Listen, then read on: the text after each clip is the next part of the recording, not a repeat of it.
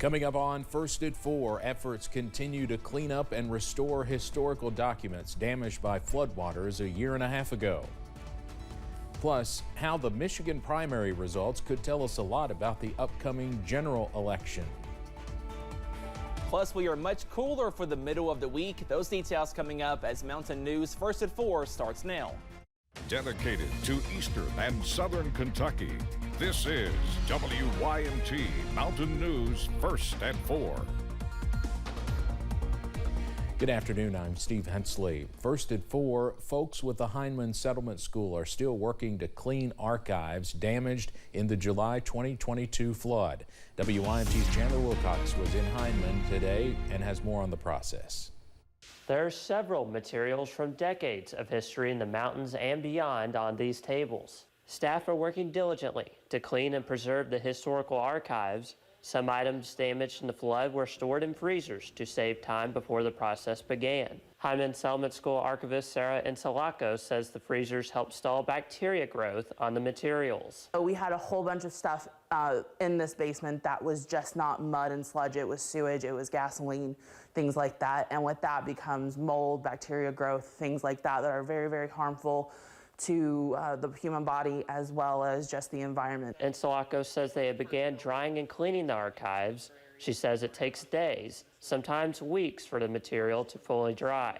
Coming up at 6, I will talk about the cleaning process and how community members can help. In Heinemann, Chandler Wilcox, WYMT Mountain News. Those with Heinemann Settlement School also say they plan to digitize the documents so more people can have access to them.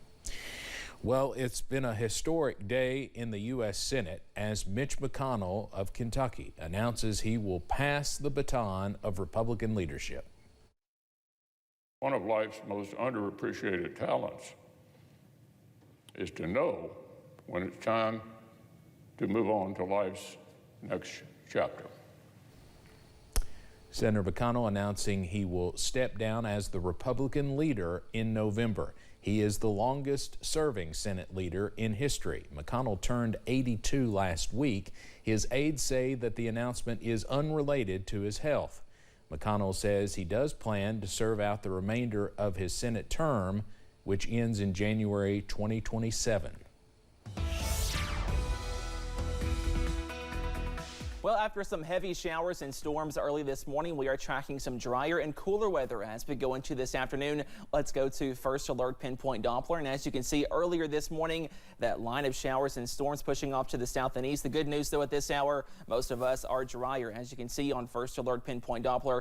Possibly a few spotty sprinkles in far southwest Virginia, also into northern Tennessee. But for most, we are drier and cooler at this hour. Check out these current temperatures down to 38 for Irvin, 37 for Moorhead, down to 39 for Jackson, also in Hazard, and all of us see the 20s as we go later on into this evening. Now, compared to this time yesterday, check out this difference. Most of us about 20 degrees cooler at this hour compared to this time on Tuesday. So that was a strong cold front, and that will continue to cool us down as we go into tonight. Those winds still gusty up to 21 for Somerset, gusting to 25 in London, up to almost 30 miles per hour over in Harlan. So we are still tracking some gusty weather this afternoon, but a slow calming trend is on the way as we go into this evening. We stay dry under a clearing sky. Those temperatures also cold as you wake up on Thursday. Check out these lows. Most of us see the middle to upper 20s as you walk out the door on Thursday, but this cold snap is brief as we see some more 60s and 70s by this weekend. Those details on the way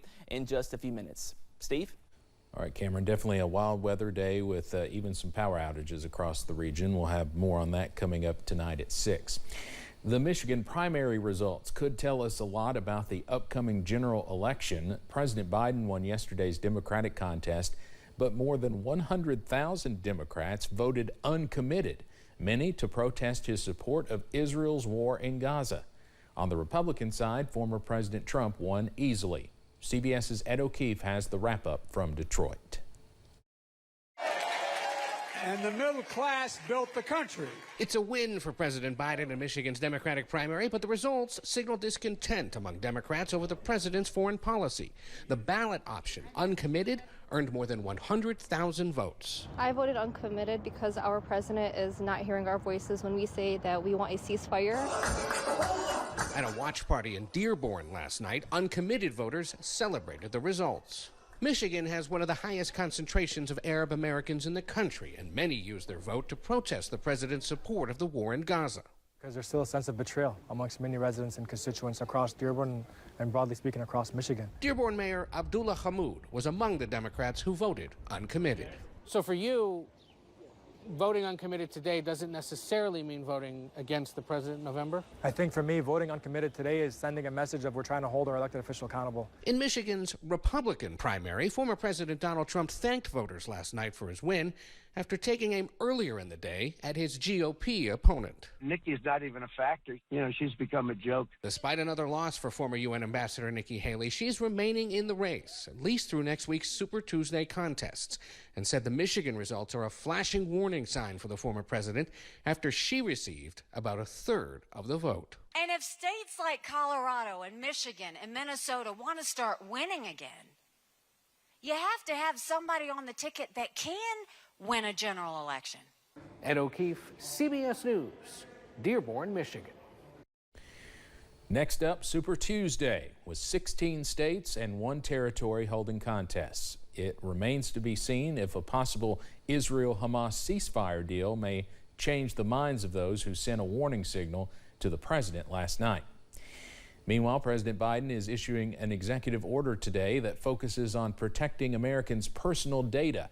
The directive is aimed at stopping foreign governments from legally buying Americans' information, including health and geolocation data. It will allow the Justice Department to regulate these transactions. The order is expected to cover health records, genetic information, and financial data. The Army is cutting 24,000 positions. It's the result of the military shifting priority away from counterterrorism and toward Russia and China. Army numbers swelled during wars in the Middle East, but the Army just does not need as many people anymore. In reality, the Army may not have to actually discharge anyone. That's because recruitment numbers have been down in recent years. February is Black History Month, not only a time to honor our nation's history, but to reflect on the history being made in our own communities. WYMT's Madison Carmouche talked to the first black mayor of Lynch in Harlan County recently. Not only did he break barriers by being the first, but community members say that Pastor Ronnie Hampton has changed their lives for the better. Part 1 of Trials and Tribulations will air right here tonight on Mountain News at 6. Coming up next on First at 4, the hit show Survivor is back on WYMT later tonight. After the break, you will hear from one castaway who spends a lot of time in eastern Kentucky. And after cold weather tonight, we are tracking some more 70s for parts of the weekend. Your forecast after this break.